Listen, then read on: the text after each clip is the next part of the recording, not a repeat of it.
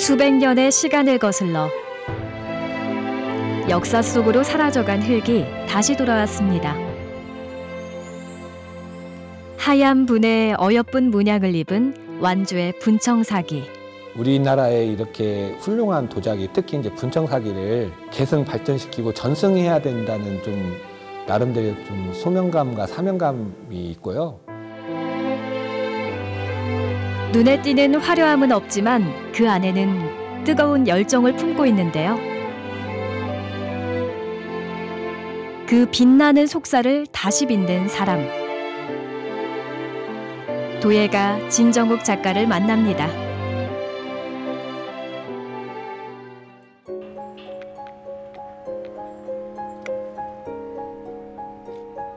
도심 곳곳 어디서나 전통 문화를 접할 수 있는 도시 전주.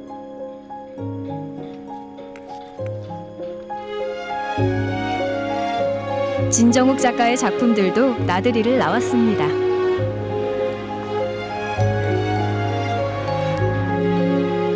한 품에 들어오지 않을 정도로 큰 대작들이 자연조명 가득한 거리 전시장에서 자태를 뽐내는데요. 문 밖으로 나온 예술작품에 관람객과 작가는 뜻밖의 만남을 갖습니다. 컨테이너를 개조해가지고 불특정 다수의 시민들이 도자기뿐만 아니라 이제 이 공예를 관람할 수 있게끔 순회 전시를 하는 공간입니다. 기분 좋은 만남을 뒤로하고 발길이 닿은 곳은 산골마을 깊숙이 자리한 작업실입니다. 언제나 그렇듯 오늘도 흙과의 한판 씨름부터 시작하는데요. 이제 앞으로 몇 시간 동안은 오롯이 둘만의 시간. 조심스레 교감을 시도해봅니다. 20년 넘게 물레를 돌렸지만 할 때마다 긴장이 되는데요. 하지만 괜찮습니다. 흙이 금세 곁을 내어주리란 걸 알거든요. 이 분청사기라고 하는 도자기의 그게 가장 큰 매력일 것 같은데요. 대량으로 만들어야 됐었던 그 시대에 서민들이 주로 사용을 하고 흙도 따라서 그렇게 좀 철분이 이렇게 중간중간에 있으면서 청자나 백자처럼 그렇게 정제되어 있는 흙이 아니라 자연스러움, 이제 이런 것들이 묻어나 있어서 더 서민적이라고 하는 게 아닌가 그렇게 생각이 들어요. 매끈하게 뻗은 곡선미에 둔탁한 듯 하면서도 은근히 빛나는 매력 덕분에 지금은 귀하게 대접받는 작이지만 수백 년 전만 해도 분청사기는 막사발 정도로 취급받던 그릇이었습니다. 그런데 오히려 그 점이 진정욱 작가에겐 특별하게 다가왔는데요. 2014년 그에게 도자기 공예 분야 최연소 우수 숙련 기술자의 영예를 준 것도, 또 공예 공모전에서 여러 번 대상의 영광을 안겨준 것도 모두 분청사기였습니다.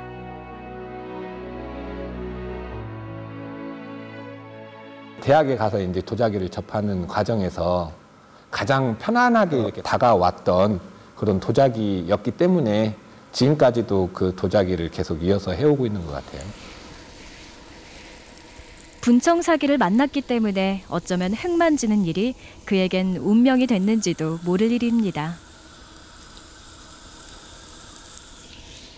정형이 아니라 조금씩 이렇게 삐뚤어지기도 하고 불규칙적인, 다 채우려고 하지 않고 자연스러움을 여기에 좀 넣어서 이렇게 하기 때문에 이 나름대로의 또 그 매력이 있는 것 같습니다. 뭐 임신한 엄마의 그 배처럼 아주 그 푸근하고 자연스러운 그런 이제 형태를 표현하는 게 이제 가장 힘든 것 같아요.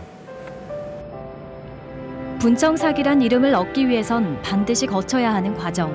회청색 바탕흙 위에 백토로 분장을 하는데요. 전통 도구인 귀알이 스치는 자리마다 자기 고유의 지문이 생겨납니다.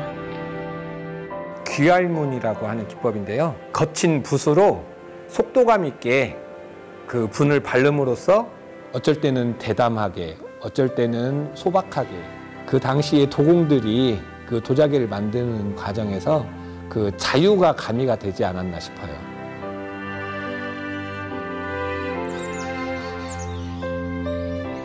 흙을 빚다 보면 늘 떠오르는 이름들. 그들이 남긴 흔적을 만나러 왔습니다. 이곳 국립전주박물관은 전북 지역에서 출토된 조선시대 분청사기들이 보관돼 있는데요. 지난 2016년 이곳에서 완주 하심리 가마에서 만들어진 분청사기를 목격한 후 그의 삶은 큰 전환기를 맞게 됩니다. 특히 접시를 수놓은 인화문에 마음을 온통 빼앗겨버리고야 말았죠.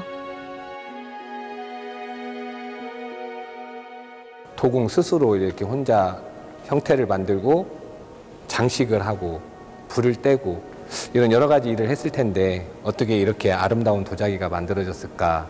여기 와가지고 이렇게 작품들을 보면 저 나름대로 또 영감을 얻게 되는 그런 기회가 되는 것 같아서 자주 와서 찾아보게 되는 것 같습니다. 그렇게 널쩍한 크기의 발이나 찻잔, 달 항아리를 주로 빚어오던 그가 인화문 접시를 만들기 시작한 건 지난 2018년부터. 완주 하심리 가마에서 출토된 인화문 분청사기를 자신만의 방식으로 재현해보기로 한 겁니다.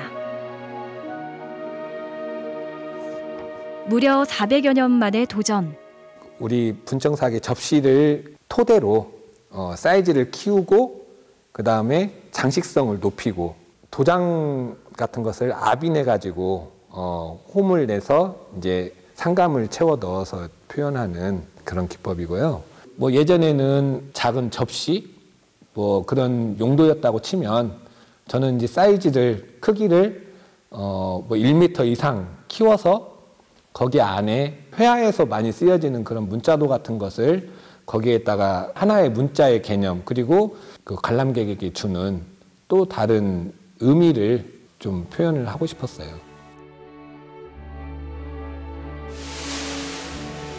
좀 더 분명하게 완주 분청사기만의 특징을 보여주고 싶은 욕심.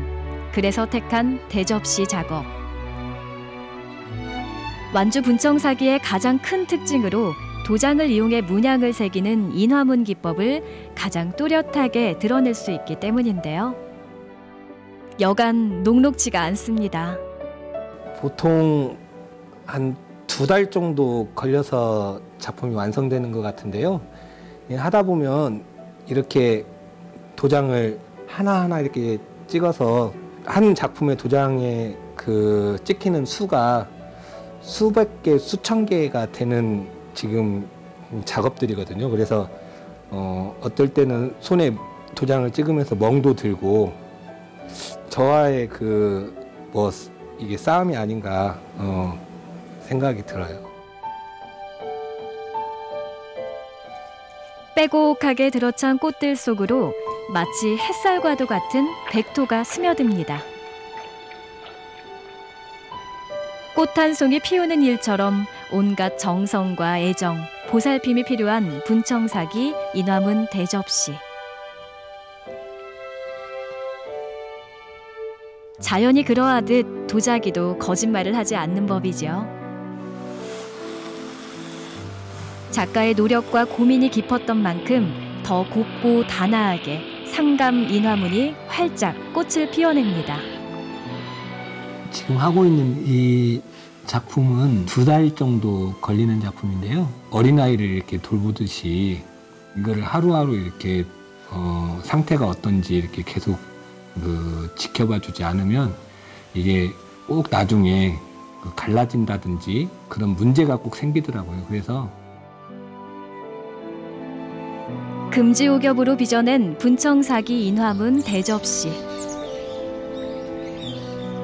마지막 인고의 시간이 돌아왔습니다.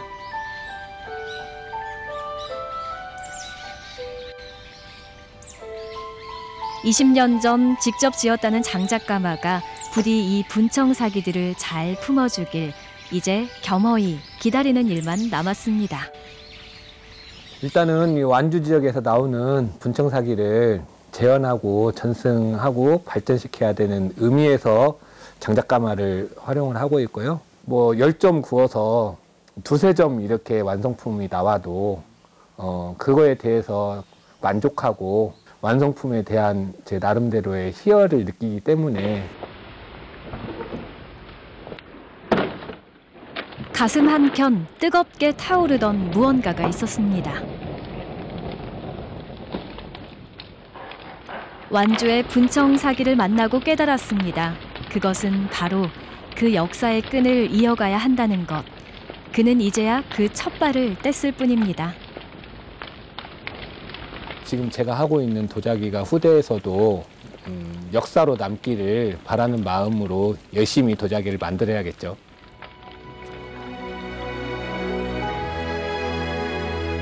400여 년 전 전북 완주에서 만들어진 인화문 분청 사기를 다시 빚는 도예가 진정욱. 소박한 아름다움 속 조선 도공들의 뜨거운 삶이 그의 물레 위에서 새롭게 태어나고 있습니다.